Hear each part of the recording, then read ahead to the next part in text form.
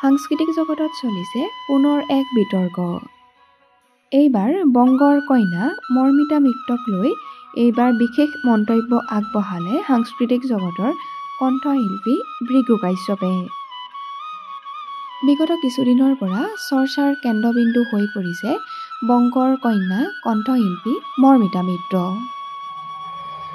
বিগত এটা বছৰে অসমৰ সকলো ঠাইতে গীত পৰিৱেশন কৰি দৰ্শকৰ মন জয় কৰিবলৈ সক্ষম হৈছে কণ্ঠশিল্পী মৰ্মিতা মিত্ৰই। শেহতীয়াকৈ কণ্ঠশিল্পী মৰ্মিতা মিত্ৰই ৰাজীৱ হদিয়াৰ ফাউণ্ডেশ্যনলৈ 50,000 টকা দিয়াৰ কথা মন্তব্য কৰিছিল কণ্ঠশিল্পীগৰাকীয়ে। আৰু তেতিয়াৰে পৰা আৰম্ভ হৈ পৰিছে মৰ্মিতা মিত্ৰক লৈ বিভিন্ন ধৰণৰ বিতৰ্ক। ইতিমধ্যে ছ'চিয়েল মিডিয়াতো খলকনি তুলিছে মৰ্মিতা মিত্ৰই।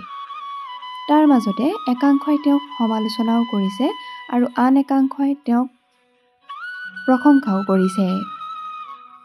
ইয়াৰ মাজতে মৰ্মিতা মিত্ৰক লৈ মন্তব্যও আগবঢ়ালে অসমৰ কেইগৰাকীমান আগশাৰীৰ জনপ্ৰিয় কণ্ঠশিল্পীয়ে।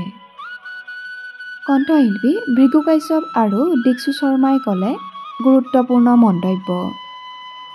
কণ্ঠশিল্পী দীক্ষু শৰ্মাই কয় যে আমি এনেধৰণৰ কথা বতৰাত ভাগ লোৱা উচিত নহয়। আনহাতে কণ্ঠশিল্পী ভৃগু কাশ্যপে কয় যে অক্টোবৰৰ 19 তাৰিখে মই এটা ছ'চিয়েল মিডিয়াত পোষ্ট কৰিছিলোঁ। অসমীয়া শিল্পীৰ শেষ কেনেকৈ হয় তাৰ কথা উল্লেখ কৰিছিলোঁ।